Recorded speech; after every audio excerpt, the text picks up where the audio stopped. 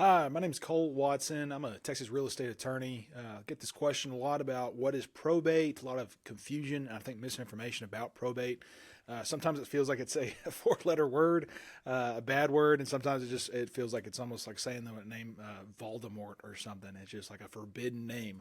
What is probate? So I want to put together this video of just demonstrating really at a very high level perspective what probate is, maybe to take some of the scariness out of it by just having the information.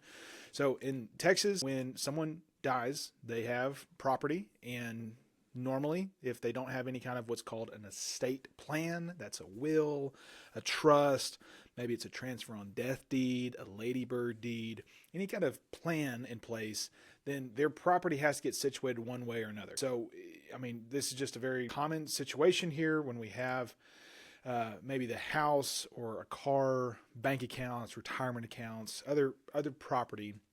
And there's a lot of notion that if there's nothing in place, then it's going to go over here to the government. And if there is something in place, then maybe it goes down to the family. So it frankly depends. And if there is a plan in place, then someone can specify even after their death where their property is supposed to go. More times than not, that is to the family. And then there might be a question of, okay, well, does it need to go down to, maybe it's your son and there's a daughter, or maybe you want to plan for your grandkids. But if there's still a need to basically get the property over to someone, then that's of course where probate comes into place. So a will can specify this. It can specify, again, going back to this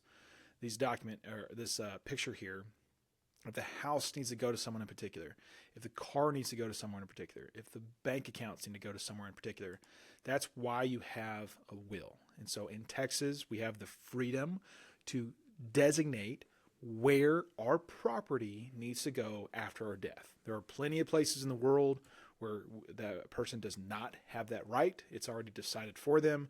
They don't get to have any kind of control over the property after death. If you think about it for just a little bit, it is kind of a bizarre thought that we as humans would no longer be alive, and yet what we put in writing, and valid writing at that, and I can touch on that here in a second, will actually have legal authority after we die.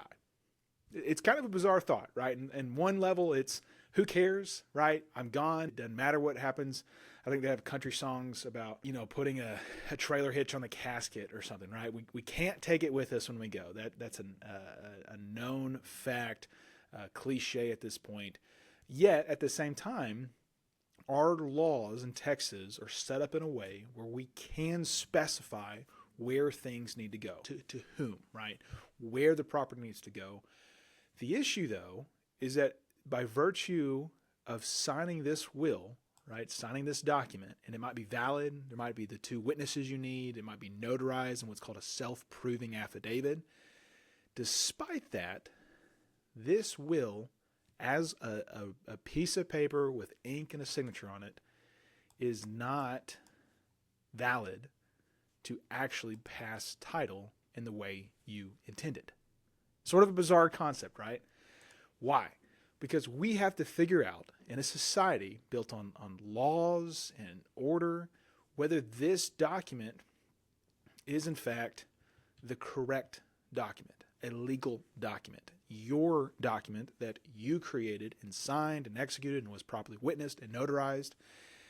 And that's what probate is.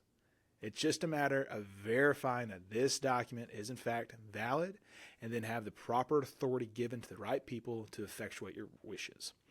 Now that's kind of one level of probate.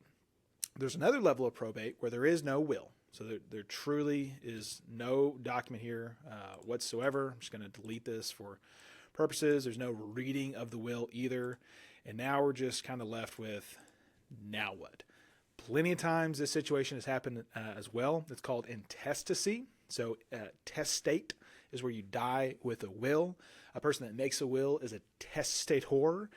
When you die without a will, you are intestate. You die intestate. It's through intestate succession, Chapter 201 of the Texas Estates Code. And that's where a court comes into place and can look at the situation. Again, is there...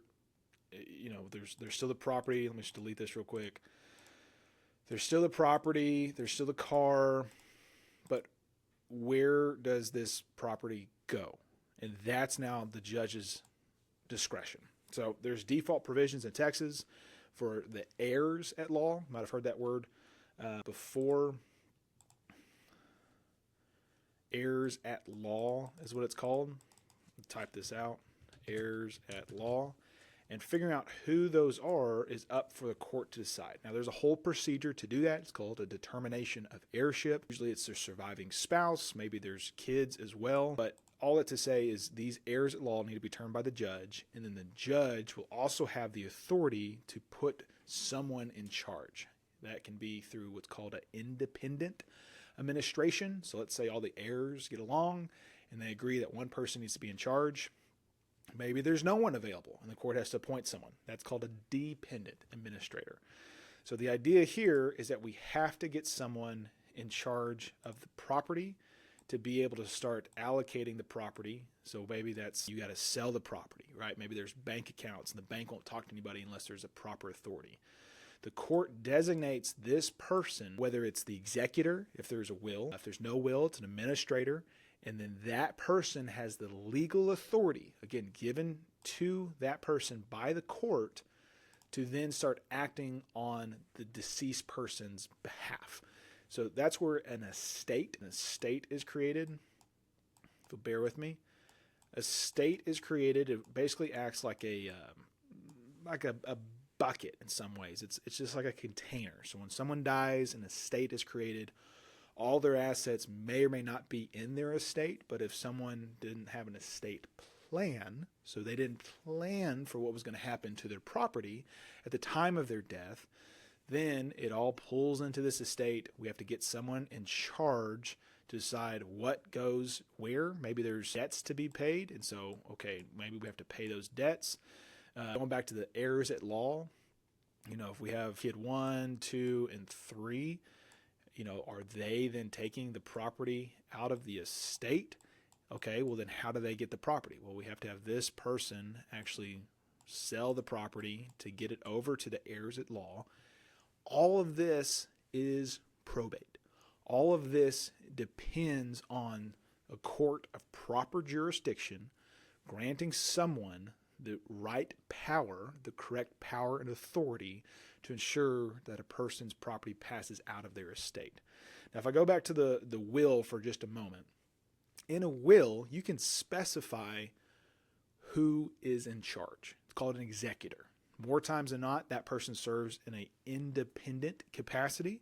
An independent executor will still have the authority from the court to say, you get to call the shots, you get to sell the property, we need an inventory from you required by law, you need to publish notice to creditors, you need to post notice to beneficiaries as well, but you don't have to have the court's permission to take care of the estate, to sell the property, to reconcile accounts. If there's needs to be an investment sold off, you don't have to go with the court's permission because that's what's called an independent administrator. Again, it's a really good situation because you have a will to be able to specify that.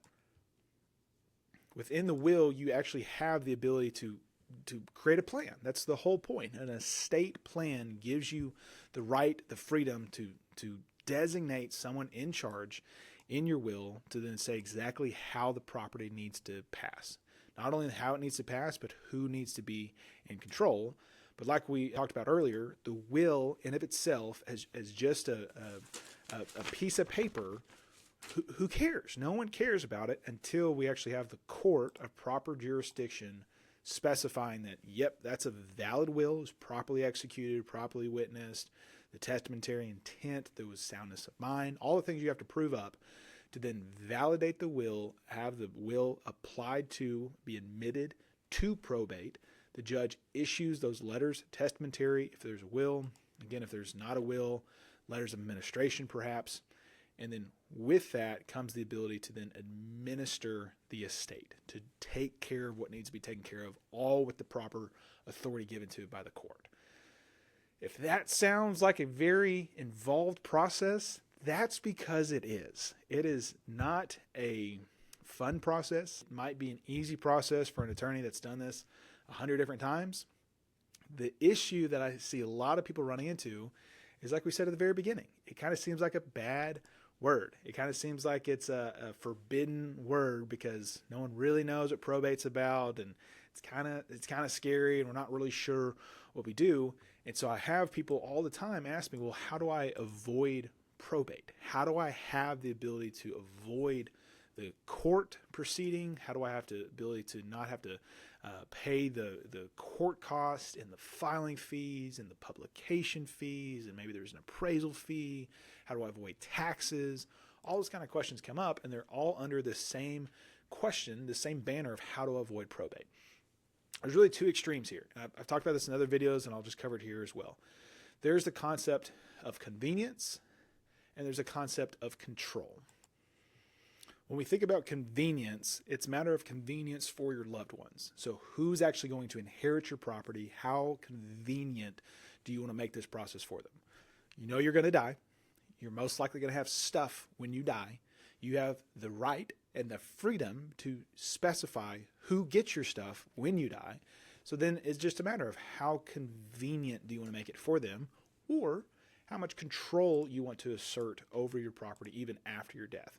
So as far as convenience is concerned, you can see this lovely picture of Lady Bird Johnson.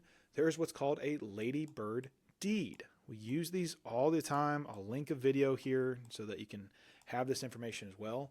A Lady Bird deed is very convenient to be able to pass the home down to, let's just say, your kids. Sometimes it's a husband and wife, and they want to create a right of survivorship, because just because you're married and own the property doesn't necessarily mean the surviving spouse gets the property. We can put a right of survivorship in the deed, and then we can specify, let's say it's the kids are going to take the property at their passing. Very convenient. It avoids probate because it passes immediately outside of your estate upon your death. How much control you have will diminish. So some people say, you know what, I want to have more control. Maybe they anticipate a fight between the kids. Maybe they have a substantial amount of assets. Maybe they want to plan for the next generation. So they have grandkids or great-grandkids, and they want to exert more control.